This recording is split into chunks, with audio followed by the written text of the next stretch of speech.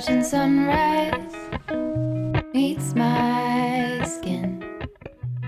Even with my eyes still closed, I can feel it coming in. Golden, golden, I'll follow only golden, golden, golden, golden things.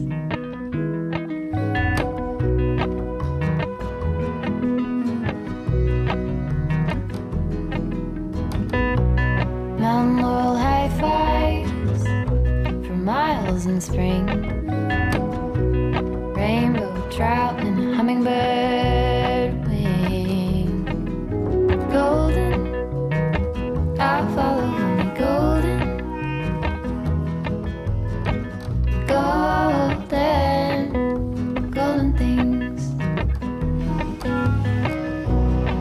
Gold hair.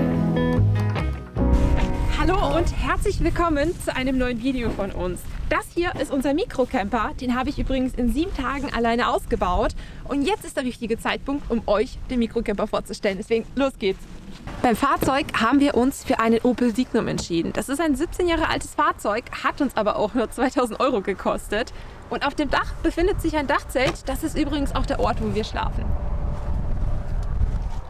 Das Dachzelt ist übrigens von James Beru und es ist das Modell Space. Also man hat ordentlich Platz in dem Dachzelt und zu bekommen ist es bei Genesis Import. Wir haben auch einige Urlaube hier drin verbracht und sind einfach mega zufrieden damit. Das Besondere an diesem Modell ist, dass man im hinteren Bereich ein Stückchen höher machen kann und so finden auch größere Personen genug Platz in dem Dachzelt. I'll follow only golden, golden, golden things. Jetzt kommen wir zu dem Herzstück des Ausbaus und zwar meine selbstgebaute Campingbox. Gold string, gold words, gold anything, golden.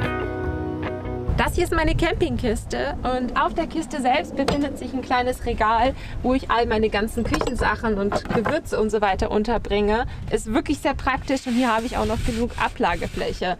Die Campingkiste selbst ist in dieser Kiste verstaut, also man kann sie mittels Auszügen ausziehen. Und die Arbeitsplatte ist zudem auch noch klappbar, was ich richtig praktisch finde, denn ich komme auch an den ganzen Stauraum innen drin dran. An den ganzen Stauraum in der Kiste kann ich auch von außen dran. Wenn hier mal was draufsteht und ich koche, dann bietet sich das auch einfach an. Und ich habe hier auch noch einen richtig coolen Klapphaken. Hier kann ich meine Handtücher aufhängen oder einen Müllbeutel. In einer Campingkiste darf natürlich das fließende Wasser nicht fehlen. Deswegen habe ich hier diese wunderbare kleine Spüle hier verbaut mit einem Wasserhahn. Und ich beziehe aus der Campingkiste 10 Liter Frischwasser. Golden, I'll follow only golden. Hier ist auch noch ein ausziehbarer Tisch verbaut und der ist für den Gasgrill gedacht.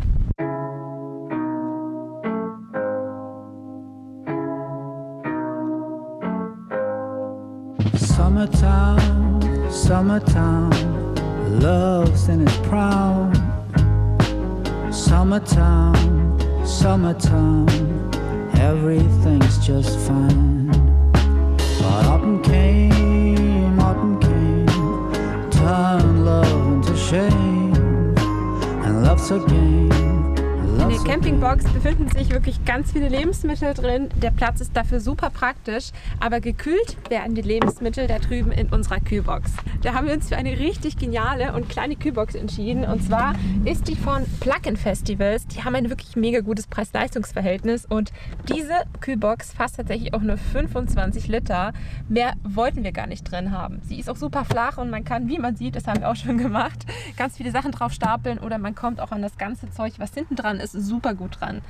Es gibt 2 Punkte, die auch noch zusätzlich richtig cool an dieser Kühlbox sind. Zum einen hat sie einen Ablauf, was mega gut ist, wenn man sich ein bisschen Wasser in der Kühlbox sammelt. Und das zweite ist, man kann sie per App steuern. Das finde ich richtig cool. Das haben wir super häufig gebraucht, wo wir im Dachzelt waren und vergessen haben, die Kühlbox auszuschalten, konnten wir das einfach mit dem Handy machen, was mega cool ist. Schaut mal gerne auf die Internetseite von den Jungs. Plug-in Festivals heißt das. Die haben ein wirklich richtig gutes Preis-Leistungs-Verhältnis für das, was man bekommt. Und sie waren tatsächlich die ganze Zeit ausverkauft, aber die Kühlboxen sind wieder erhältlich. Ihr fragt euch bestimmt, wie das mit dem Strom bei uns funktioniert. Wir versorgen alles, was ihr hier seht, mit einer Powerstation. Das ist die Jackery Explorer 1000 und die hat insgesamt 1000 Wattstunden zur Verfügung. Für uns komplett ausreichend und wir haben sie nicht mal ansatzweise leer gekriegt. Aber wenn es mal doch passieren sollte, dann haben wir dafür 2 Solarpaneele mit und während der Fahrt können wir sie auch laden. In der Campingbox habe ich 2 Steckdosen verbaut. Hier sind USB-Steckdosen und eine 12-Volt-Zigarettenanzünder-Steckdose. Und versorgt wird das alles komplett über einen Stecker, und zwar diesen 12-Volt-Zigarettenanzünder. Und der wird hier einfach in die Jackery gesteckt. Und somit habe ich überall Strom.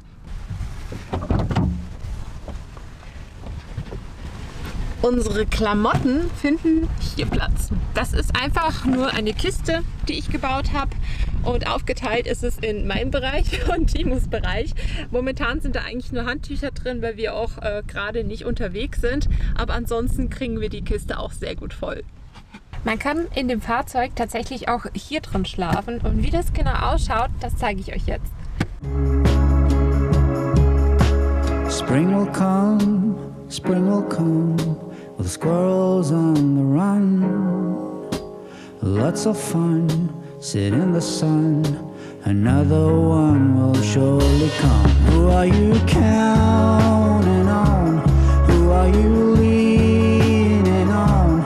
When the cold winds blow strong, with all that's going on. Und so sieht es dann aus, wenn es komplett aufgebaut ist. Und ich muss schon sagen, ich habe hier richtig gut Platz, um da drin schlafen zu können. Das habe ich öfters auch mal gemacht, wo ich auch alleine unterwegs war und mal in der Stadt übernachtet habe.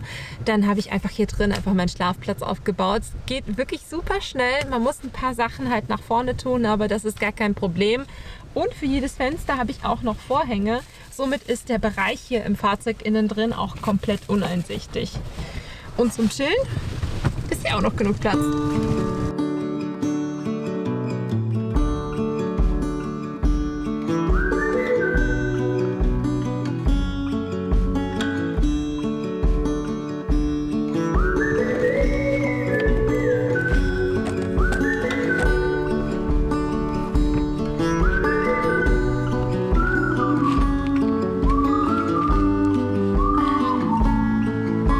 Ich hoffe, euch hat mein Mikrocamper-Ausbau gefallen. Wenn ja, dann gebt mir auf jeden Fall einen Daumen nach oben. Abonniert sehr gerne unseren Kanal. Hier auf dem Kanal machen wir regelmäßig Content rund um den Van-Ausbau. Und zudem findet ihr noch mehr Informationen auf unserer Internetseite. Sie lautet www.sprinttop.de. Da sind ganz viele Berichte online, deswegen schaut auch gerne mal drauf. Und ich würde mal sagen, wenn ihr mögt, sehen wir uns gerne nächste Woche wieder. Bis dahin, ciao!